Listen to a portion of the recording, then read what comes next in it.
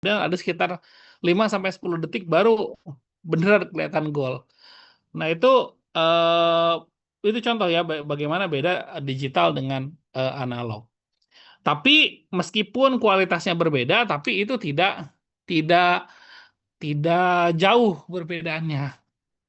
Dan karena format yang sederhana inilah sehingga penyimpanannya pun menjadi lebih mudah, dan efeknya adalah jadi teknologi jadi mudah berkembang dengan signifikan karena penyimpanan data itu mudah. Ketika banyak data yang disimpan, banyak yang bisa dianalisis. Ketika banyak yang bisa dianalisis, kita banyak bisa mendevelop sesuatu, mengembangkan sesuatu dari data yang kita punya tersebut. Sehingga perkembangannya menjadi signifikan besar karena mudah disimpan ini. Membutuhkan storage yang lebih kecil.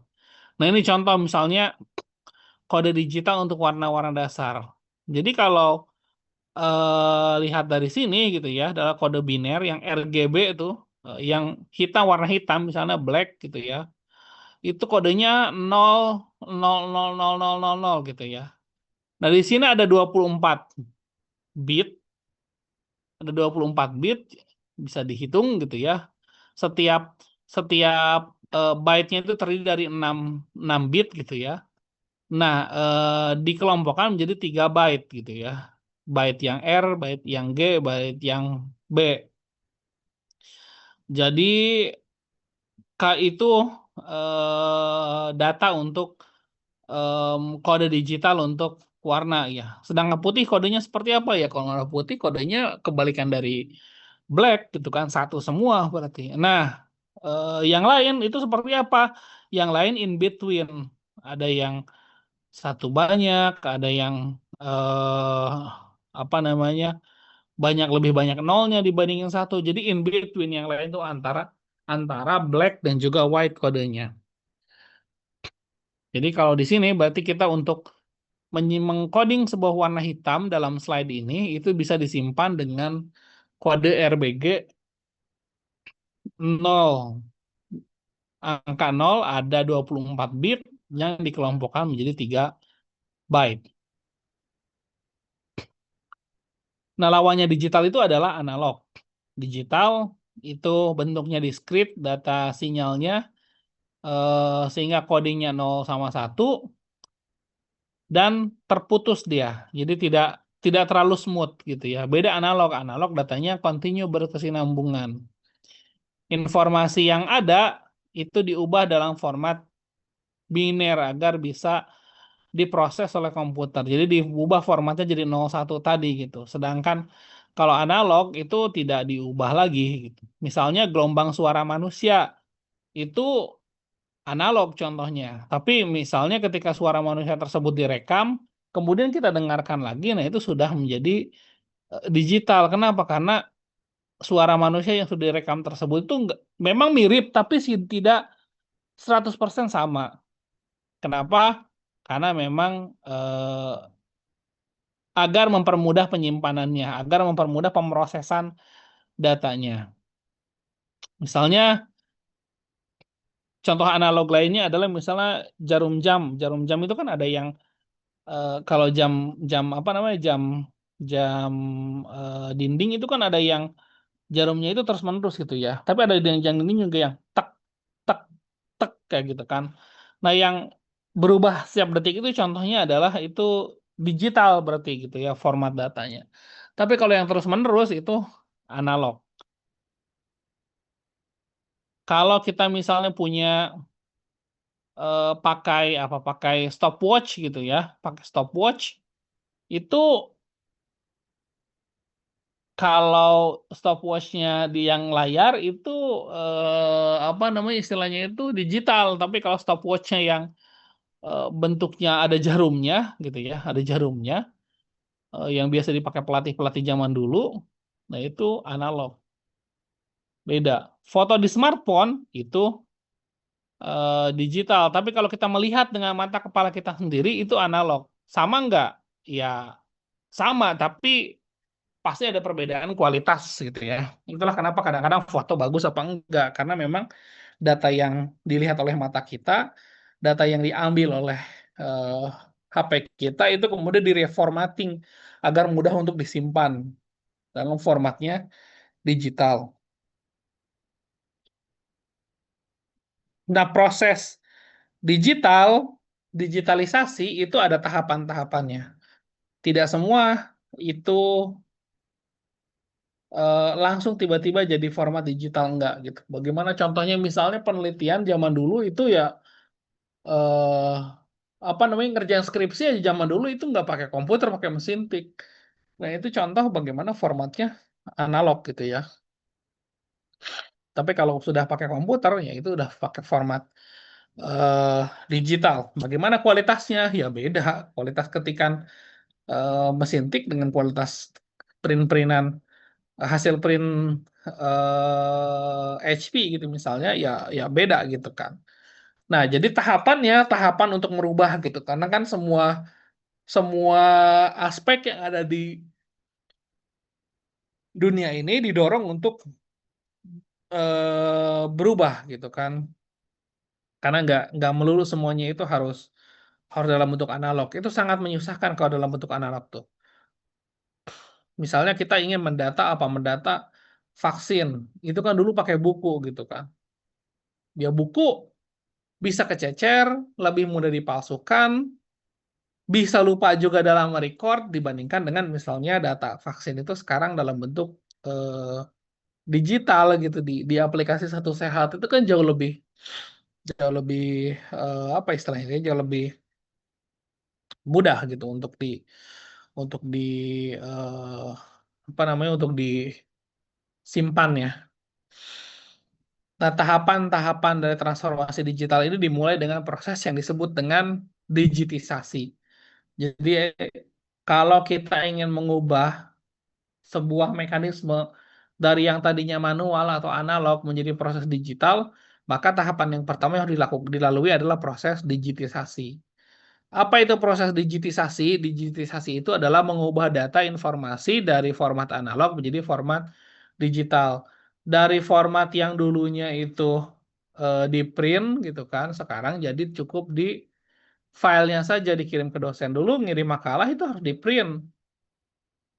eh Sekarang kan bisa pakai email, bisa pakai adlink dan lain-lain.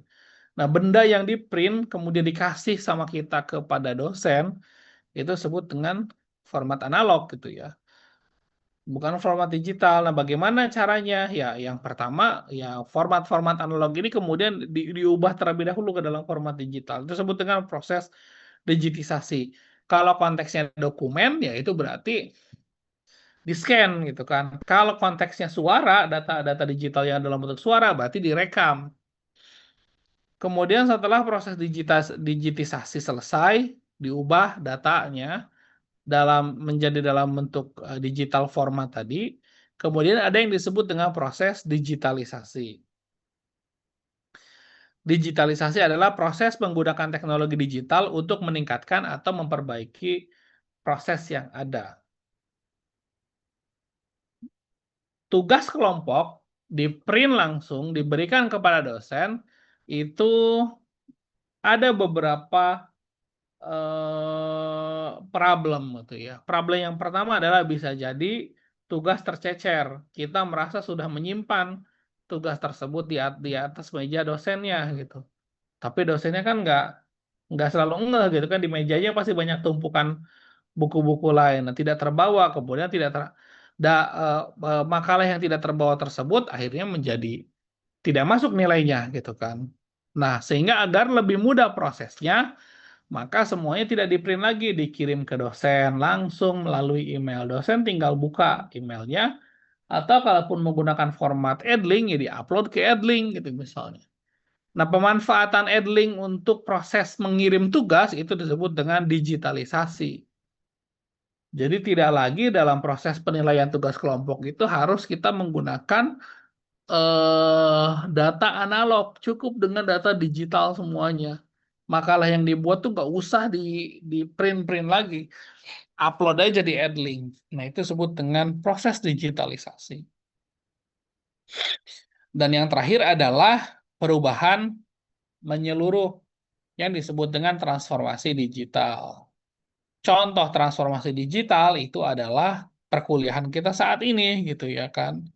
Cara kita melakukan proses belajar mengajar yang tadinya full di dalam kelas itu diubah menjadi dilakukan secara eh, online gitu ya, jarak jauh di rumah masing-masing. Saya dari mana, teman-teman dari mana. Sebelum pandemi nggak kayak gitu. Kelas ekstensi itu ya datang ke kampus tiap Jumat sama Sabtu. Saya masih ngajar dulu beberapa mata kuliah kelas ekstensi di Jumat malam atau Sabtu malam gitu, malam Minggu gitu. Bahkan saya masih masih ngajar dulu gitu. Habis maghrib saya masih ada kelas kayak gitu. Jadi em, apa istilahnya itu? Nah, transformasi digital berarti kita mengubah tatanan cara sebuah organisasi bekerja, cara sebuah organisasi beroperasi dengan memanfaatkan teknologi digital yang tadinya jangkauannya adalah mungkin kelas ekstensi ini hanya mahasiswa Jabodetabek saja karena kan wajib ke kampus gitu ya. Kehadiran dihitungnya berdasarkan datang ke kampus gitu. Sekarang kan enggak gitu. Kehadiran dihitungnya berdasarkan sejauh mana kita mengikuti perkuliahan secara daring ini. Nah, perubahan cara kegiatan belajar mengajar yang ada saat ini itu disebut dengan transformasi digital. Jadi bertransformasi dari yang tadinya face to face, suara yang disampaikan oleh dosen juga ya berarti dalam bentuknya gelombang analog menjadi dalam bentuk digital karena memanfaatkan teknologi digital laptop dan juga aplikasi-aplikasi yang dikembangkan oleh para pengembang yang memungkinkan proses perkuliahan secara jarak jauh itu bisa terlaksana. Nah, tadi proses ada tiga ya. Proses yang pertama adalah digitisasi. Dia mengubah data dan informasi dari format analog menjadi format digital. Fokus utamanya adalah mengkonversi data dasar dan ini menjadi tahapan pertama gitu. Misalnya kita men-scan dokumen jadi PDF, semua buku yang bersifat cetak kita ubah menjadi versi PDF gitu misalnya. Nah, itu disebut dengan digitisasi atau eh dulu kalau mau mengumpulkan foto itu berarti harus di print fotonya. Kalau sekarang kan enggak, upload aja fotonya gitu. Atau misalnya kita ingin mendengarkan eh, musik gitu ya. Eh, contohnya mungkin yang di piringan hitam ya. Piringan hitam, data yang disimpan dalam piringan hitam itu masih data analog. Kenapa? Karena suara yang dikeluarkan oleh piringan hitam dengan suara penyanyi aslinya itu mirip, sama, identik sama gitu ya. Beda dengan digital. Digital hanya mirip saja tapi tidak identik. Beda suaranya. Makanya kan kadang-kadang suka ada orang yang bilang, oh suara penyanyi ini lebih bagus di rekaman dibandingkan dengan saat konser live gitu ya, live konser gitu. Ya karena memang di dalam proses digitisasi gitu ya, di di apa di studio rekaman itu suaranya sudah diatur di manage sedemikian rupa sehingga menjadi sangat smooth dan mudah didengarkan dengan kapasitas memori yang dipakai itu tidak terlalu banyak. Tahapan yang kedua adalah tahapan eh, yang disebut dengan tahapan digitalisasi. Apa itu digitalisasi? Digitalisasi adalah proses menggunakan teknologi digital untuk meningkatkan atau memperbaiki proses yang ada. Fokusnya adalah penggunaan teknologi dalam sistem organisasi. Jadi dia tidak hanya mengkonversi data yang dalam bentuk analog, tapi secara aktif juga menggunakannya. Misalnya rumah sakit yang tadinya rekam medis itu eh, buku gitu ya bentuknya, atau berupa catatan-catatan print-printan catatan histori masalah permasalahan kesehatan seorang pasien. Jadi semuanya dalam bentuk file atau web page gitu ya. Eh, satu satu page di dalam sebuah website gitu ya, yang dalam hal ini mungkin websitenya em, rekam medis elektronik gitu ya, e-medical record, dan dokter bisa mengaksesnya di dalam komputernya, tidak tidak lagi apa namanya mendapat print-printan. Mungkin kalau sekarang teman-teman ke rumah sakit itu ya udah sangat jarang, print-printan itu masih sudah sudah minim sekali gitu ya. Data-data informasi yang dalam bentuk print-printan itu mostly sudah menggunakan i apa ya, e-medical record gitu kan. Sudah elektronik semua rekam medisnya. Nggak tahu masih di mana rumah sakit yang bisa dihitung lah gitu ya. Mostly sudah eh apa rekam medisnya sudah elektronik semua. Nah, itu disebut dengan proses digitalisasi. Jadi tidak hanya mengubah data yang tadinya print-printan, tapi dalam dalam memberikan pelayanan kepada pasien itu juga menjadi menjadi berubah caranya gitu kan. Dulu kalau kita habis registrasi, kemudian nunggu dipanggil untuk ngambil buku rekam medis gitu kan. Kemudian buku rekam medis itu kita bawa, simpan di meja nurse station. Di nurse station itu kemudian kan nunggu lagi gitu kan, nunggu lagi di nurse station itu untuk pengecekan tanda-tanda vital gitu. Ya biasanya kan berat badan, tinggi badan, suhu gitu kan, suhu tubuh. Nah, dari situ sama si nurse-nya sama perawatnya itu kan dibawa masuk ke ruang dokternya. Dokternya kemudian pada saat akan memeriksa, pada saat memeriksa mungkin dia baca kayak gitu kan. Sekarang kan nggak kayak gitu. Begitu teman-teman ke registrasi, itu paling dikasih satu. Kadang-kadang nggak dikasih satu lembar pun dikasih stiker gitu kan, biasanya kan kalau kalau saya ke mitra keluarga itu misalnya biasa dikasih dikasih stiker doang gitu kan, nggak lagi dikasih satu buku.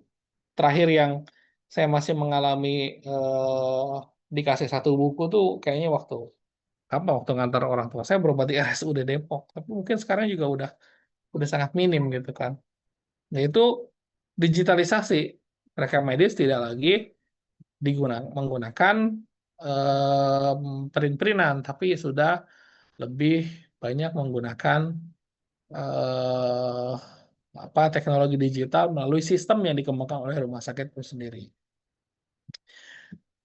Dan yang terakhir adalah tahapan transformasi digital.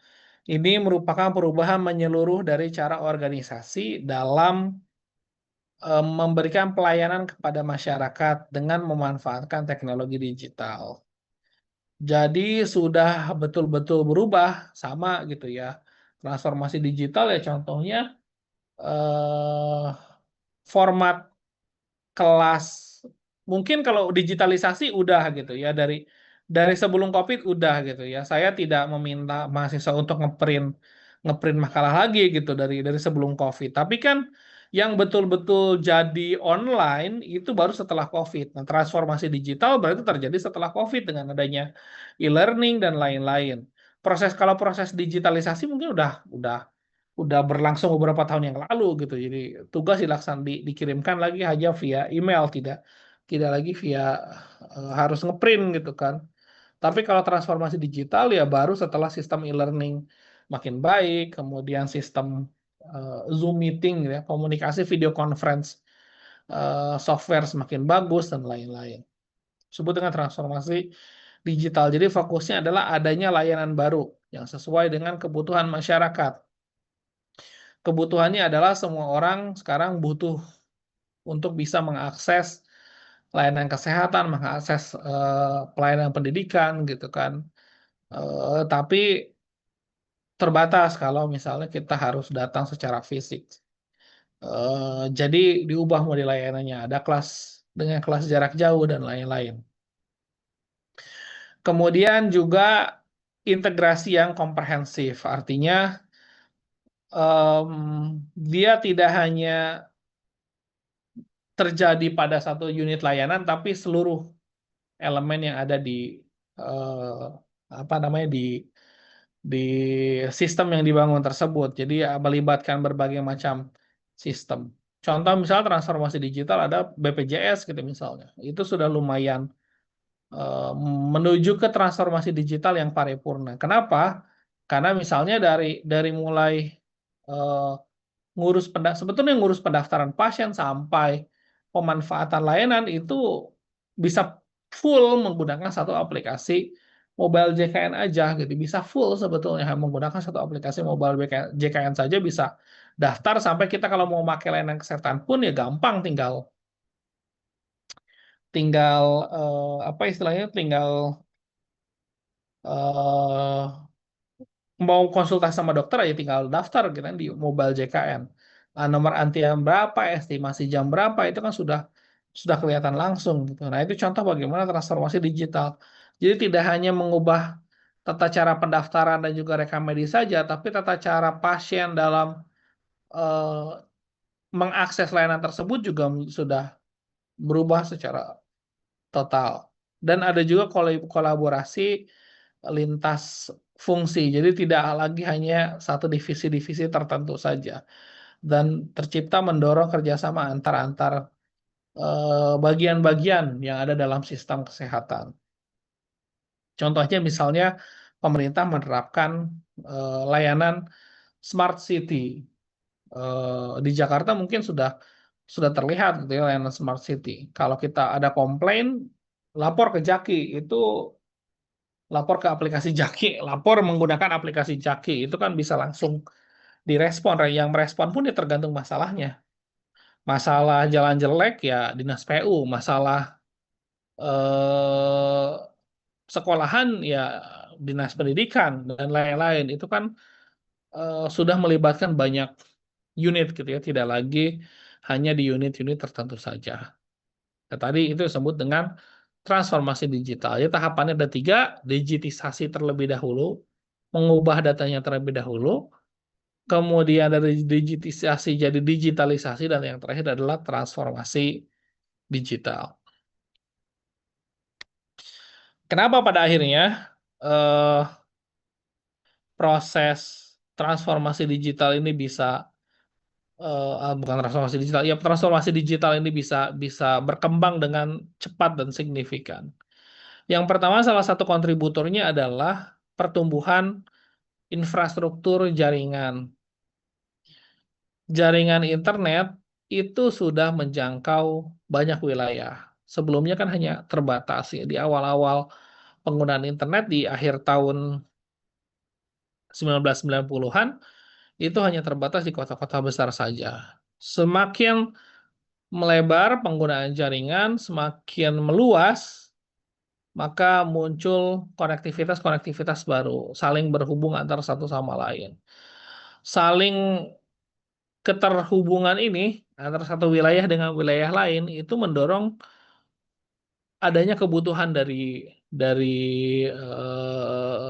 masyarakat untuk bisa terkoneksi gitu, bisa terkoneksi, bisa saling berkomunikasi.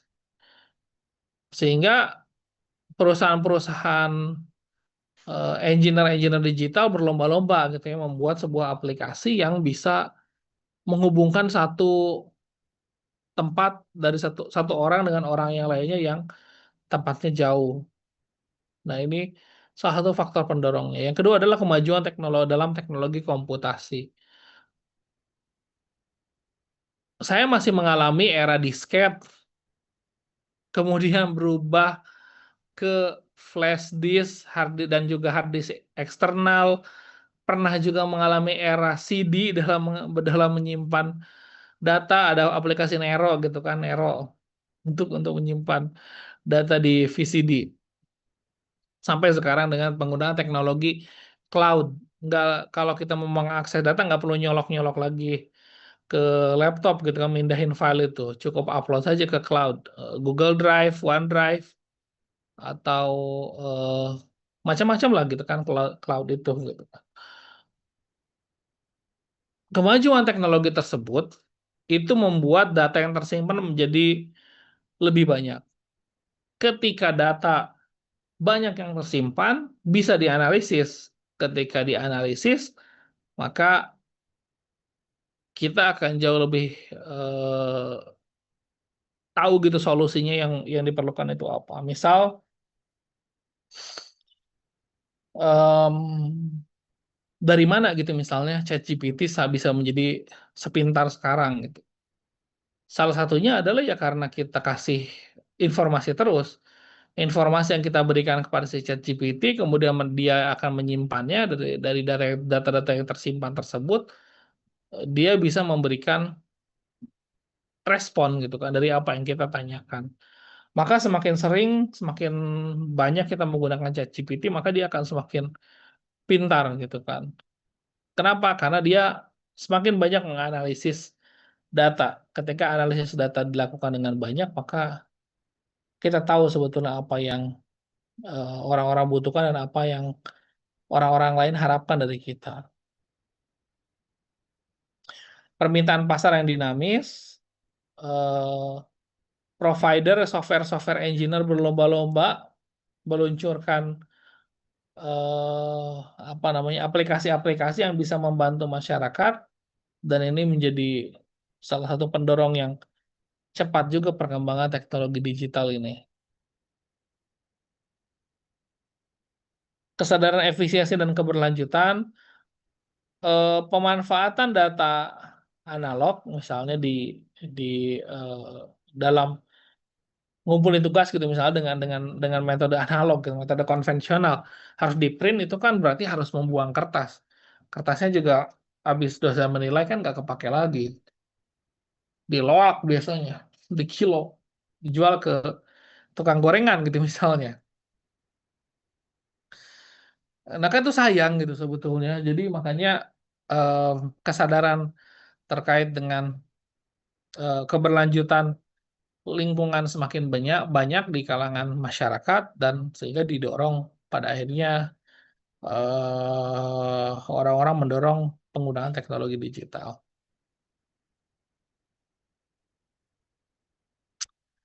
Tentu setiap perkembangan teknologi ada sisi positif dan sisi negatifnya.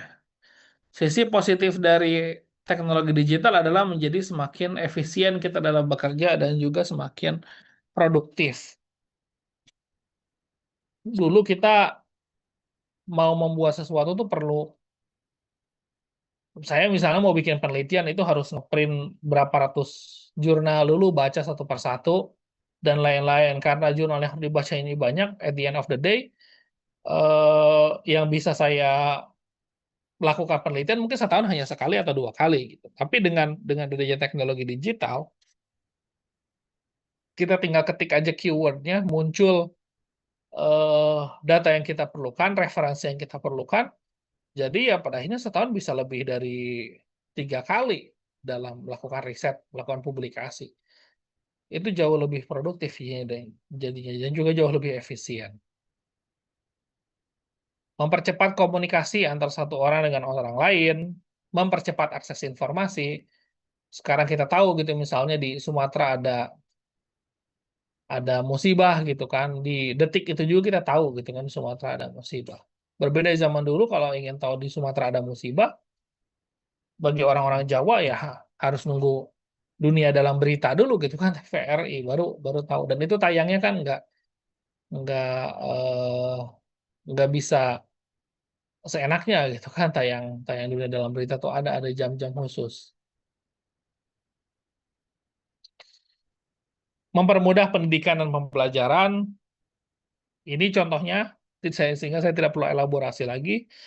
Memunculkan model bisnis baru, Gojek, dan lain-lain, itu contoh bagaimana ada model bisnis baru gitu ya. Orang nggak dulu kalau ingin punya duit dari hasil ngojek ya harus punya motor, kemudian nyari yang mau jadi supir ojek, tinggal tunggu bayar setoran aja. Sekarang kan nggak perlu punya motor, cukup punya aplikasi. Bikin aplikasi, orang-orang driver-driver eh, apa namanya daftar, kemudian mereka bekerja kan dipotong, ada potongan platform gitu kan. Itu menjadi bisnis baru. Ada juga mendukung inovasi dan juga di berbagai bidang. Tadi saya sampaikan bahwa tentu ada dampak negatifnya gitu ya. Tidak tidak tidak selamanya gitu teknologi digital itu juga memiliki efek yang positif terhadap tatanan kehidupan kita. Ada juga dampak negatifnya. Misalnya kita jadi memerlukan konsumsi energi yang tinggi. Jadi kita perlu energi listrik yang banyak, kita nyimpan nyimpan listrik yang banyak. Jadi kita sangat perlu itu. Kenapa? Karena harus nyimpan di baterai dan lain-lain. Kemudian ditambah listrik yang kita gunakan saat ini itu sumber energinya dari batu bara, gitu ya, maka ya ini menjadi semakin apa ya? Ada masalah lingkungan baru gitu kan. Eh, Masalah kertas beres, tapi kan masalah berikutnya adalah listrik. Listrik kita belum sustainable, masih mengandalkan PLTU, tenaga uap. Kemudian untuk menguapkannya masih perlu batu bara kayak gitu kan. Pertambangan batu bara kita tahu itu efek lingkungannya signifikan sekali gitu kan. Jadi berkontribusi dalam masalah-masalah lingkungan. Kemudian ada juga yang disebut dengan kesenjangan digital, terutama dialami oleh senior dan orang-orang usia senior gitu ya, usia-usia tua. Bilang tua kaku, jadi bilang senior aja. eh Contoh misalnya penggunaan mobile JKN aja, itu kan orang tua tuh nggak gampang gitu kan. Beberapa kali saya gitu pulang kampung, kalau lagi pulang kampung diminta sama keluarga yang udah lebih tua gitu ya, sama sama paman untuk benerin mobile JKN-nya atau misalnya ambilin ambilin antrian. Pada akhirnya kan mereka jadi kalah gercep dibandingkan dengan anak-anak muda yang memang sudah paham betul dengan teknologi digital. Dan kita juga menjadi sangat ketergantungan terhadap teknologi digital. Ini membuat kita menjadi tidak lagi kreatif, karena kalau mentok kita sekarang nanya ke ChatGPT. Nggak tahu apa-apa, nanya gitu ke ChatGPT. Jadi kita nggak berusaha mencari, otak kita nggak dirangsang untuk mencoba mencari eh, akar informasi yang lebih valid gitu kan. Eh, nggak perlu lagi, cukup hanya nanya ChatGPT, nggak perlu lagi cari akar informasi yang validnya. Dan kita juga mengalami yang disebut dengan masalah em, apa namanya kerentanan cybercrime. Orang dipaksa untuk merasa, bukan dipaksa, dirayu untuk merasa uang, ditipu dan lain-lain. Banyaklah bentuknya, nggak perlu saya bahas satu persatu di sini. Orang dulu bisa kehilangan uang kalau dicuri rumahnya gitu kan. Sekarang kan nggak perlu gitu kan. Kenapa? Karena banyak orang nyimpan uang di bank, hack aja akun mobile bankingnya, selesai gitu kan. Kalau dulu kan nggak harus ngebobol rumah dulu. Sekarang nggak perlu nyari uang itu.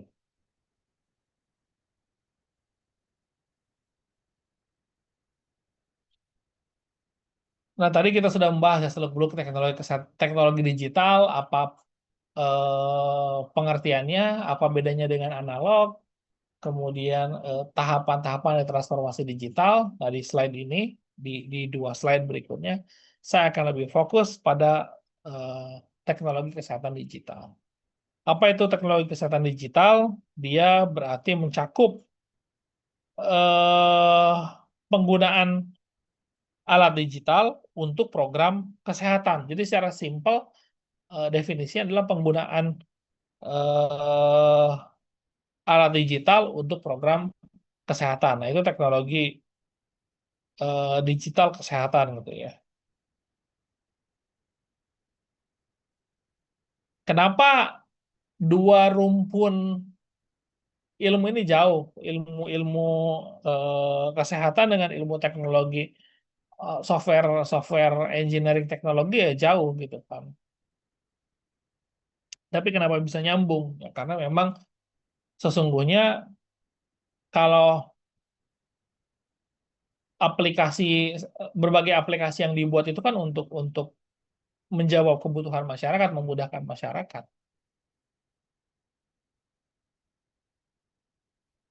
Dulu kita kalau mau nelfon tuh harus pergi ke wartel dulu gitu kan. Kemudian software engineer berlomba-lomba menciptakan sebuah mekanisme karena nggak nyaman gitu kan ke wartel, eh telepon ada waktunya, kemudian bayar setelah itu. Ya, kemudian kan dikembangkan dengan teknologi telepon genggam. Jadi nggak perlu ke wartel lagi, telepon bisa dari tangan langsung gitu kan. Telepon genggam pun kan kemudian diubah sedikit demi sedikit yang tadinya SMS gitu kan berubah berubah menjadi pakai eh, teknologi WhatsApp dan lain-lain yang sekarang justru tidak tidak tanpa biaya lagi gitu kan. Kalau dulu mungkin ada biayanya kalau menelpon itu. Nah, ini beberapa aspek manfaat dari eh, teknologi kesehatan digital.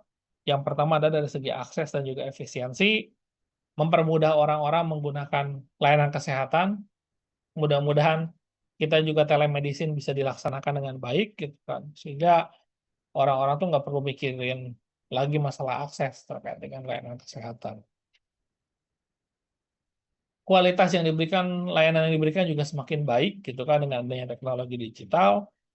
Kemudian juga masyarakat cenderung jauh lebih puas kalau kita memang sistem yang dibangun sudah established, sudah ajak gitu kan. Dan yang terakhir adalah eh, ketika misalnya akses terhadap layanan kesehatan sudah merata, maka pasti outputnya ya secara umum masyarakat hidupnya menjadi jauh lebih sehat dan juga sejahtera. Mungkin ini yang bisa saya sampaikan teman-teman di bagian satu. Mohon izin, kita memang masih ada waktu ya teman-teman. Eh, Mohon izin gitu ya, saya stop terlebih dahulu. Nanti kita lanjutkan jam 18.30 ya. Masih bisa kan ya jam 18.30? Masih ada kan ya waktu kita ya? Masih, Bapak. Ya, untuk sesi kedua nanti kita lanjutkan di jam 18.30 ya teman-teman. Nanti tanya jawab juga di sesi tersebut kalau memang ada yang ingin ditanyakan. Selamat break dulu ya, break sholat maghrib dan break beraktivitas sore yang lainnya. Sampai jumpa lagi di jam 18.30. Assalamualaikum warahmatullahi wabarakatuh. Waalaikumsalam Waalaikumsalam warahmatullahi warahmatullahi wabarakatuh. Terima wabarakatuh. kasih, Pak. Sama.